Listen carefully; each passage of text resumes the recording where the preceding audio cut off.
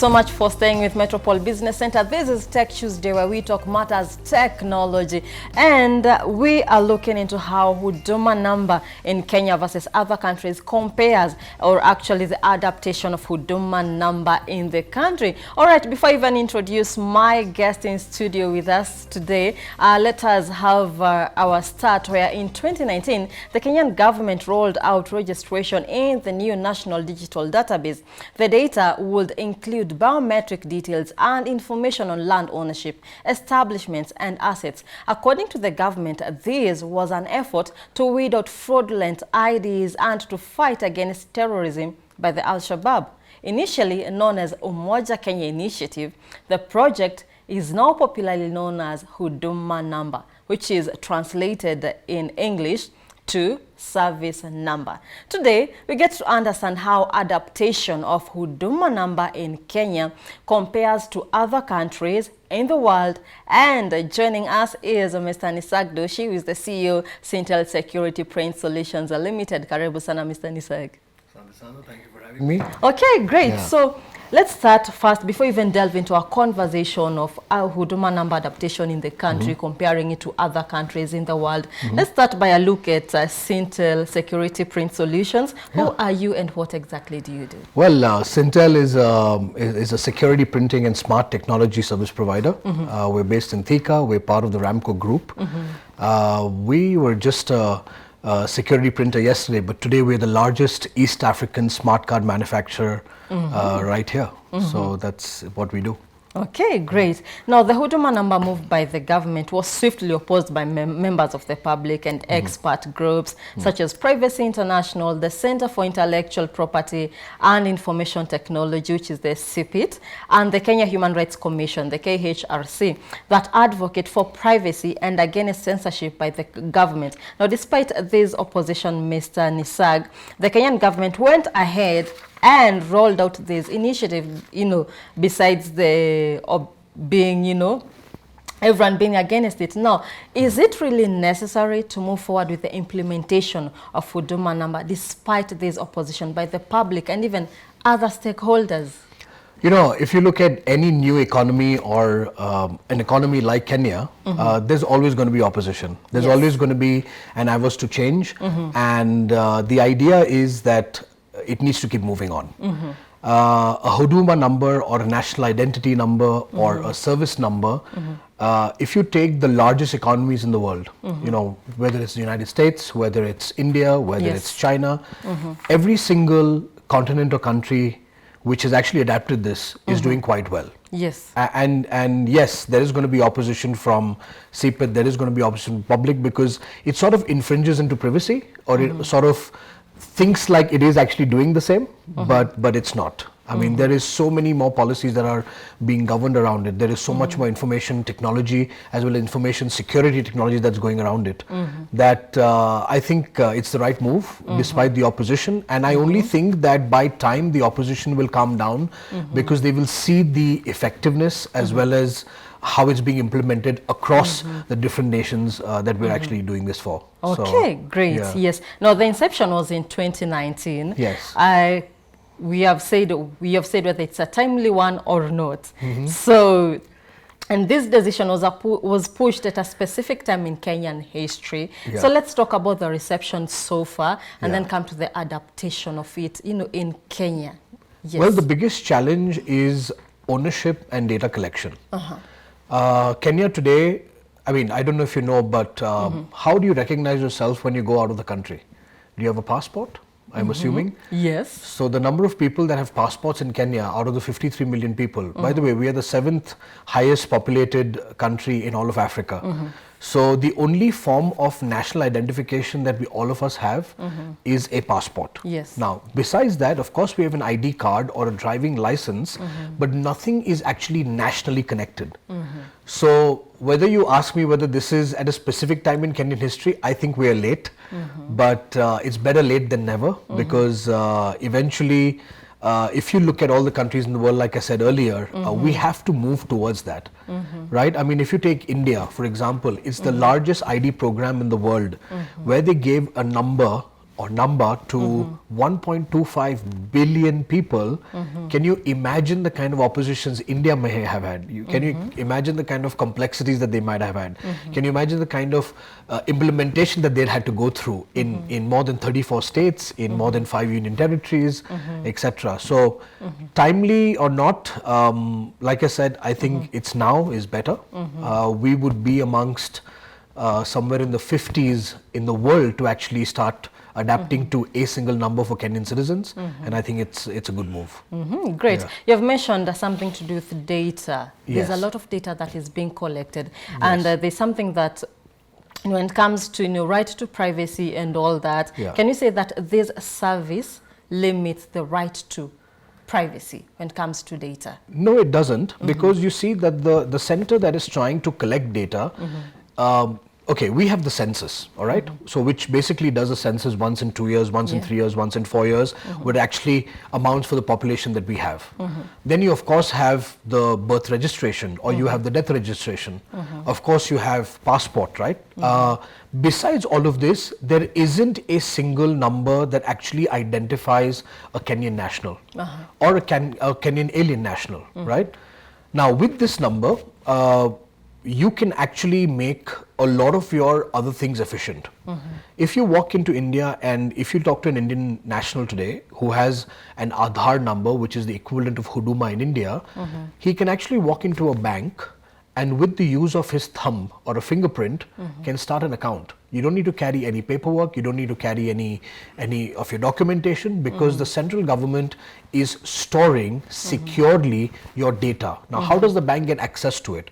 Of course, every single company or public service that needs to get access into this has to go through a host of services, has to go through a host of information technology, has to go through a host of ensuring that they're securely actually tapping into the central government database. Yes. And it's something called eKYC, which is Know Your Customer. Yes. Right? So the eKYC implementation will be far better if the central government has actually this database, and it's absolutely secure. I mean, it's a myth that it's a issue to your privacy, because I mean, when you are signing up and when you are part of a country, you are giving your details at the passport, or you are giving your details when you're giving birth to someone, or you are giving details when you're dying, right? So it's exactly the same thing, and I don't think the Kenyans should be averse to the same as well, because I can assure you the kind of securities and the kind of information technology and security around it that is being worked upon by the Kenyan government,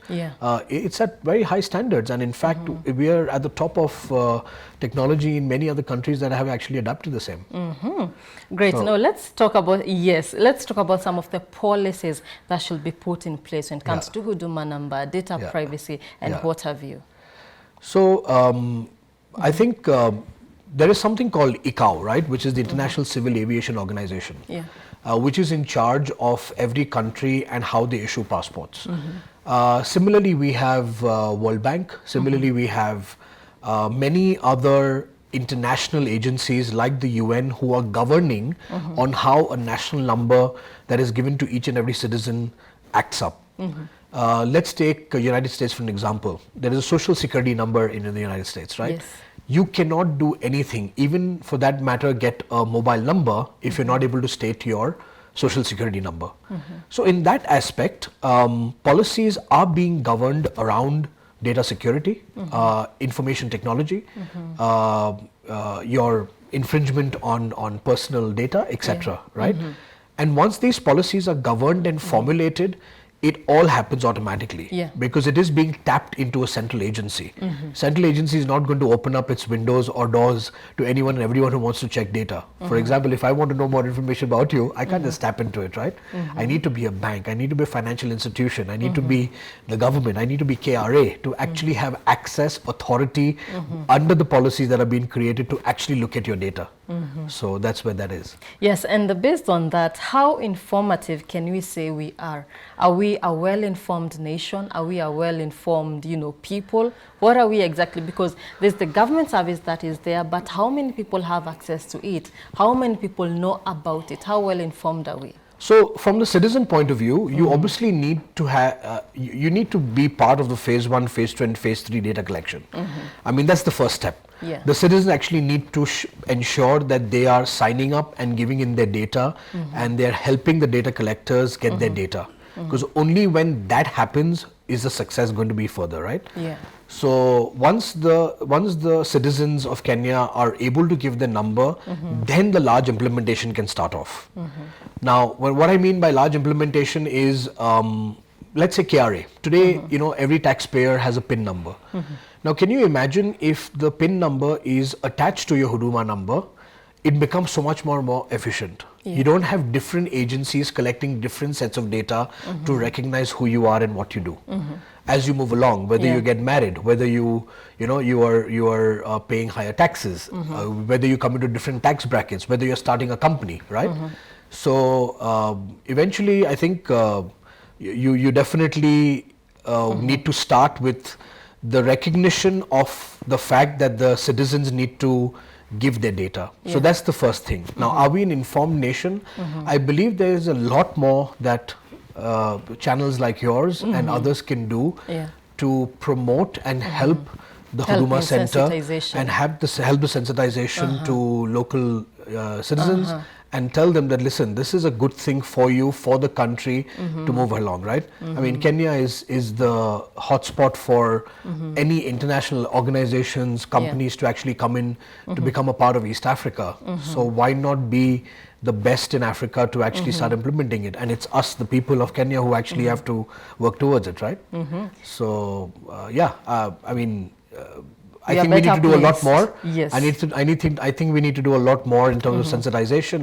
I think the budgets need to increase for marketing. No doubt we have X number of Huduma centers across. There are a lot of public and private schools who have actually given up their centers to make them as a base, because, you know, whatever area you're from, you obviously had a center near you that you could actually go to, whether one's in Thika, whether one's in Kajiado, whether one's in Machakos. So you have many different places that you can actually go to, right?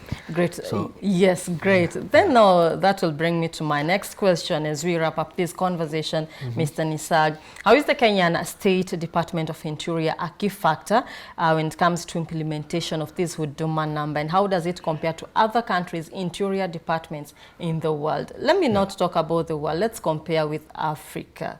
Sure. Because the world is so well advanced, but how about Africa? Well, you know, if you compare Kenya, you should compare Kenya to the other countries which have the similar population, right? I mean, you can't compare yourself to Nigeria, where there's 150 million people, or that's Ethiopia, that's another population. 150 million people, right? Yeah. So if you look at, let's say, South Africa, if you look at Uganda, if you look at Rwanda, smaller countries, smaller populations, most of the interior ministries have taken on this step. They are facing the same exact challenges that the Kenya Interior Ministry is facing right now.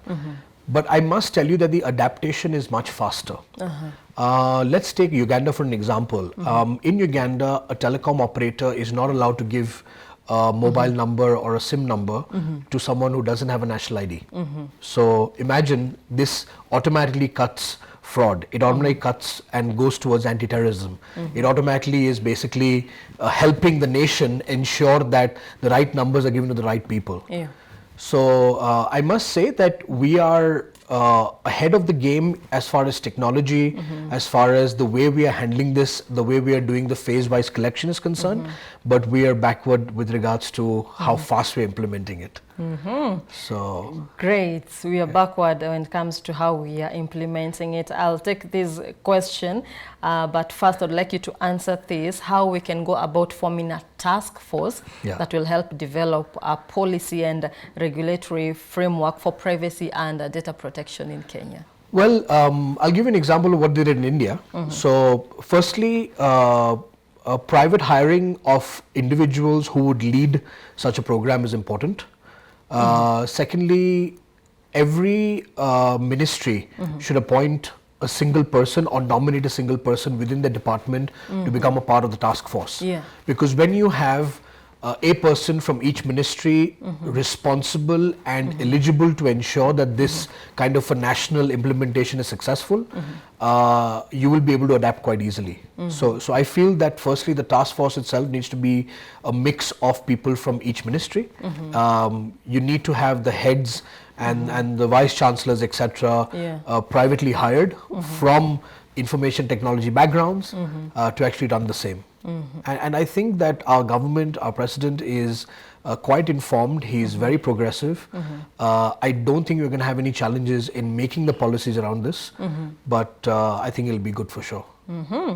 Great. All right. So we take one question, and someone is asking, they did not take the Huduma number when they were being rolled out. They didn't go and register.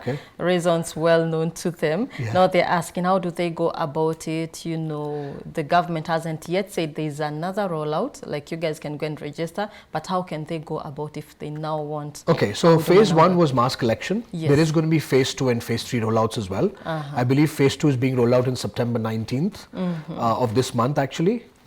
You can go to your nearest Huduma center and basically get information. In fact, you can even log on online and check where these dates are actually being coming through. So where you would go for your NTSA, your driving license, the same ones have been converted to Huduma centers, and you're able to get the information right away. But you're not late. You haven't missed the bus, and this is an ongoing implementation. It was just that the initial implementation need to happen at a mass level. But anyone who has missed out, and I would urge for them to actually go and take this number, they still have some time to move ahead with it.